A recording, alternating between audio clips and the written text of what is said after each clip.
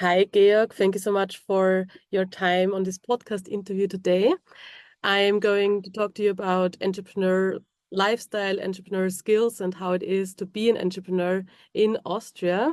And let's start with your introduction. So please just introduce yourself and how your entrepreneurship story started, I would say. All right. Thank you, Denise, for having me. It's a great pleasure. Always to speak to you and to speak to you especially about this topic, which is very close to my heart. Um, so my name is George. I'm from Hallberg, but I've been living in Vienna for many years now. Living and studying and doing business here. Um, and how did my entrepreneurial journey start? Um, It started in the first semester when we lived in a dorm, and one of the guys in the dorm had a PowerPoint deck and a website, uh, which was back then quite something, and it was very excited, and we were all like, ah, we started to work on it, and like days and nights all went into this, and we took the conference room in the lecture hall of the of the dorm to as our office and had a great time there. And this is basically when I got hooked onto startups. And then towards the end of my studies, I started working for Prime Crowd, now Gateway Ventures, um, where I got into touch with literally thousands of startups, and I got a very good view into how VCs work, but also since we were a startup ourselves, how startups and the management of them and the challenges that come with it start. Um, and once I left there, I ventured out a bit on myself, because I saw I have a big passion for operations in startups, and for the strategy behind them.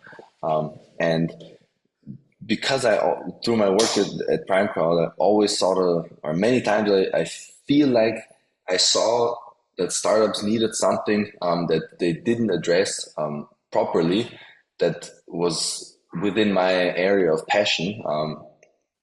And then I started to consult startups on how to do that better. You know, how do you get your team to be more focused? How do you get them to be more aligned on really working on the goals that matter for you, and not just create a team of people that seem to be busy but get nothing done.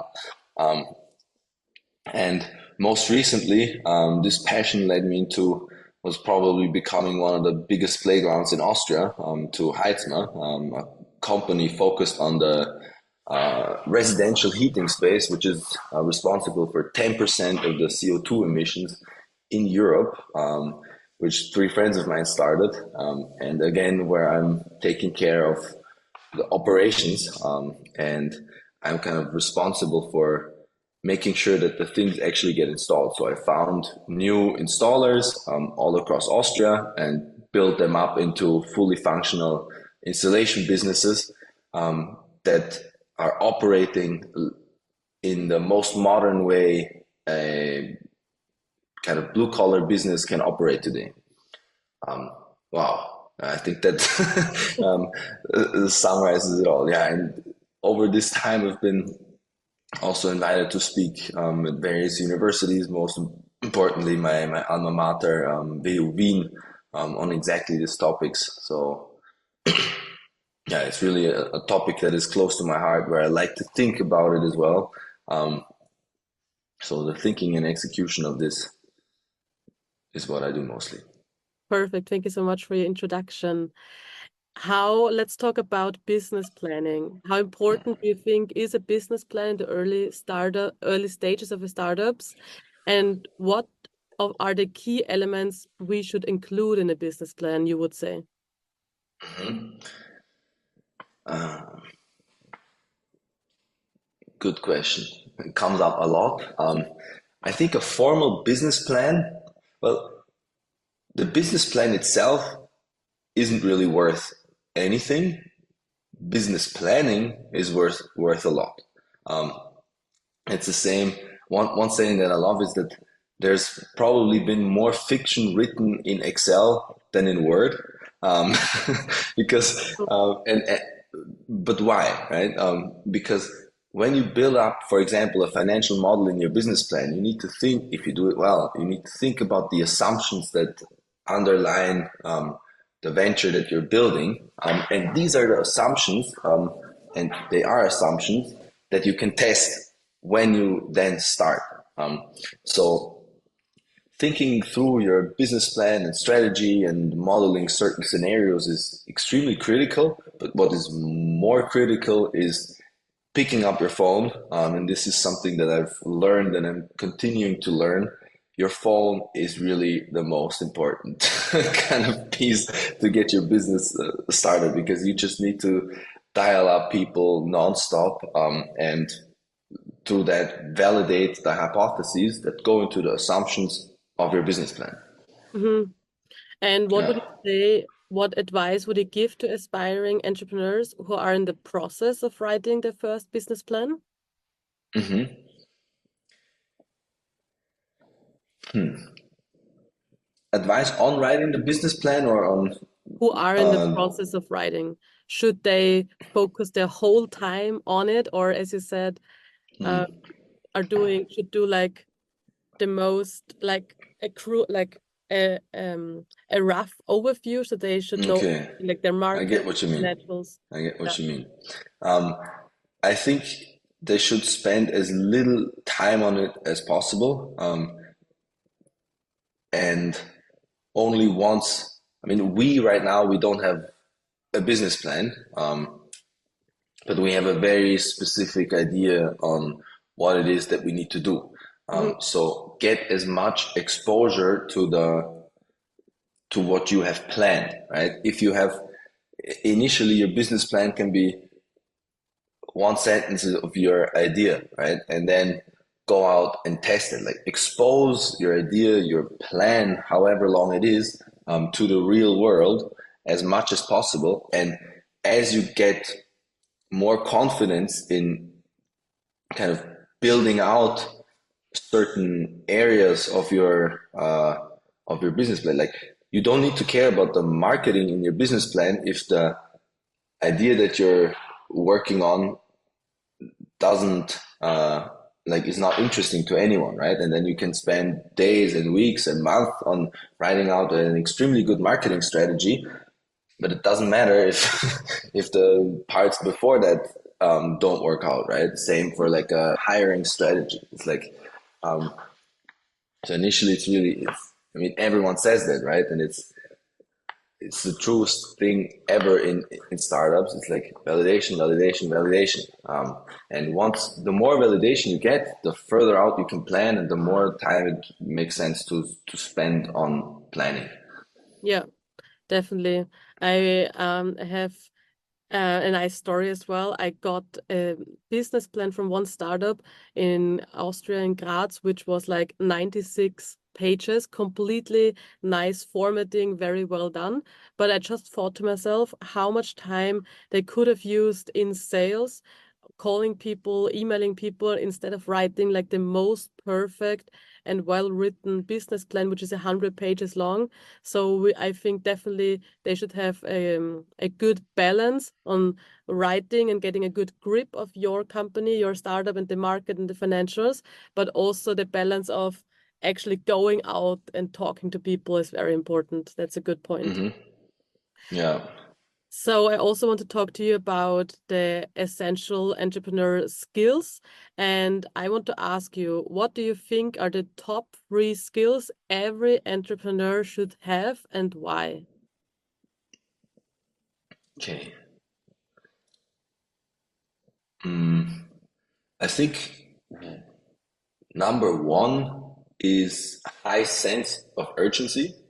Mm-hmm. Mm, so like at the beginning, it's gonna be you with two or three, I, or one or two of your friends, Yeah. and everything that doesn't get done today like doesn't get done. Like there's no one else that who does it for you. And depending on how you prioritize, you push out the progress that you can make day by day if you don't operate with a high sense of urgency. Hmm. So call people up now, and call them until they answer, and call them until you get the answer that you want, and do it immediately. Um, then take care of your story. Um, that's number two, because in the end, like storytelling is what gets people on board once you need to grow. And it's also the thing that gets investors on board. And most importantly, it's what gets your customers on board, because you need to be able to talk to them in a way that they see themselves as having the problem. Like if you're working in a space that is more novel, I would say, and if you're looking for product market fit, you should really be eh, good at storytelling. Hmm. And the third one, so urgency, storytelling, and the third one, I would say for a founder. And it depends on the constellation you're at.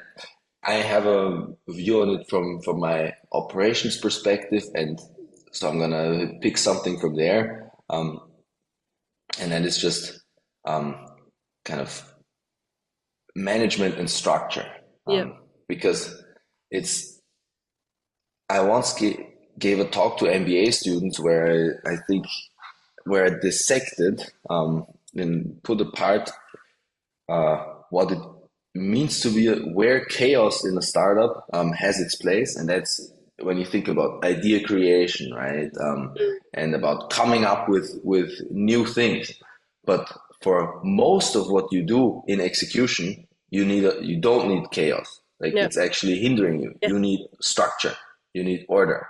And creating that order and managing that order is, I think, the third big pillar, I would say, because if you tell a good story, and execute with urgency, and you execute in a good structure, you're gonna be very fast. And Yeah. speed in the end is the thing that's critical. That's true. That's And you true. cannot have speed like if people need to go around and ask tons of people for who is actually responsible for this, or if they don't, like the most basic thing is think about your Google Drive structure, your folder structure. How long does it take you to find what you're looking for? Mm. Like, and now multiply this across all the people in your organization, and you know what I'm talking about. Um, that's as simple as it gets, but it gets completely overlooked. And one of the best startup coaches in the world, Matt Mochery, once said, like a good folder structure, a knowledge management, and goals are the three like fundamental things a startup needs to operate well. Hmm. Yeah, I Yeah. can definitely underline that. That's a very crucial point.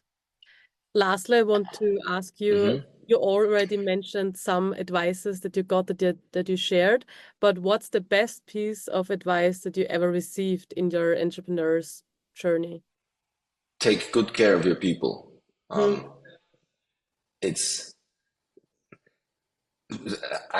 I'm not the it's not a novel insight or piece of advice, but in the end, it's all about that. I know, crucial. And no one will like if you are the founders. There's of course